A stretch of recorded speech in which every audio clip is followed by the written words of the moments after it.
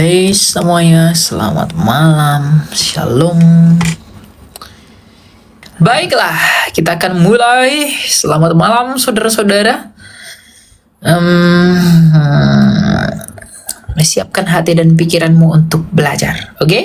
Ya, silakan Abdullah. Iya, selamat malam. Selamat malam. Malam Pak. Saya langsung aja tanya ya pada poinnya ya. Iman Bapak apa Pak? Iman saya Islam. Oke, silakan. Mau tanya apa Pak? Mengapa Kristen itu tidak mengakui adanya Muhammad dan benci sekali kalau lihat di room-room lainnya itu benci sekali gitu. Seperti melihat apa gitu ya. Gitu. Kenapa kok bisa begitu? Padahal kan Islam kan agama paling bontot. Qurannya paling bontot. Nah, mereka kan seharusnya kan kitab tertua kan jadi contoh seharusnya kan begitu. Kok mereka benci sekali sama Muhammad itu? Gitu. Kami nggak benci Pak, kami nggak benci Muhammadmu itu Iya. kami nggak benci. Iya. Tapi kami tidak mengakui Iya. dia. Saya lihat dulu ya Pak ya, agak berisik soalnya.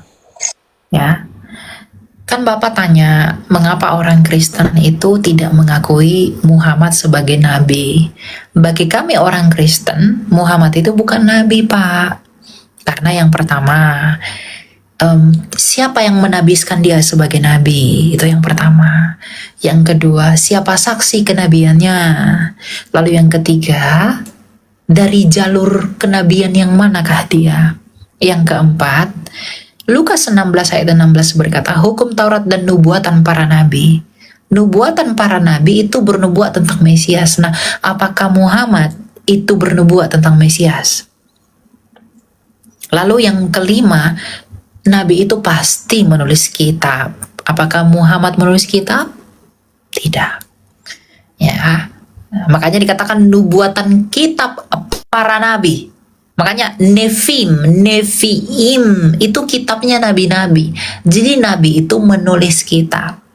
Jadi kalau Bapak tanya, kenapa orang Kristen itu tidak percaya kepada Nabi Muhammad? Ya karena memang itu tidak nabi kami.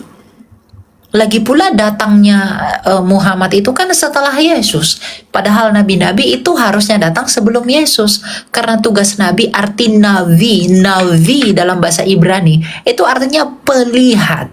Nah, nabi itu dia bertugas untuk bernubuat tentang Mesias yang akan datang. Ketika Mesias itu sudah datang, maka pelihat tidak lagi dibutuhkan.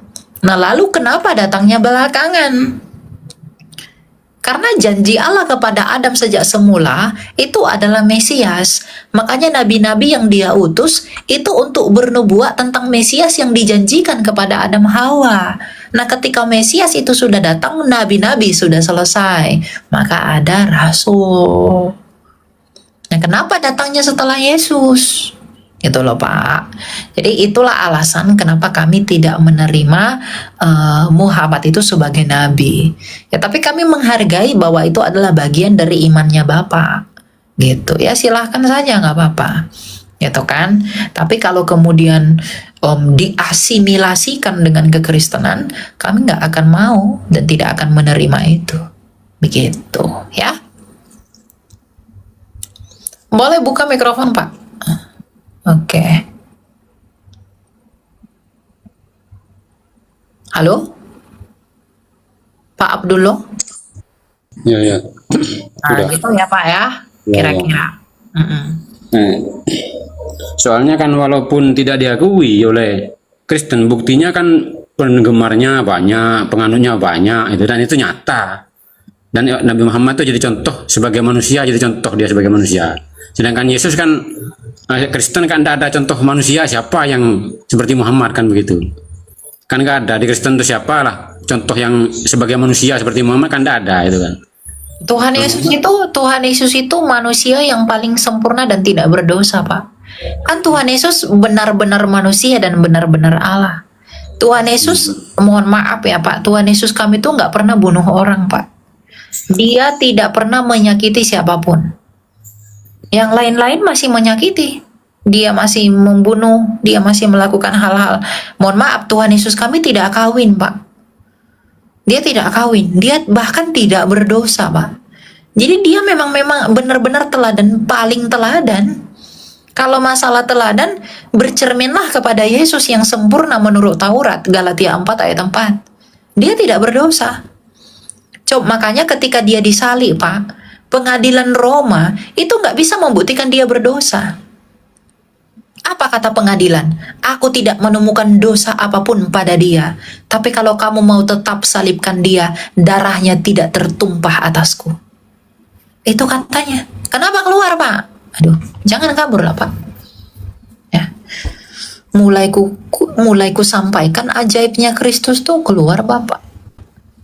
Padahal seru loh itu, Pak. Gitu loh, ya. Nggak aneh. Jadi kalau Bapak bilang teladan-teladan, nggak ada yang seperti dia, Pak. Seperti Yesus tuh nggak ada. Ya, tapi enggak apa-apa lah ya. Kita anggap si Bapak belajar. Gitu. Jangan diadu. Moralnya Yesus tuh jangan diadu, Pak. Dengan siapapun. Nggak akan ada yang bisa. Dari aspek apapun nggak akan ada. Makanya dia sangat sempurna. Dengan demikianlah mengapa kami sangat mengagungkan dia. Dan memuji dan menyembah namanya. Karena nggak ada yang seperti dia. Dia begitu agung di dalam kerahimannya. Ingat ya, kerahimannya. Dia agung di dalam kerahimannya.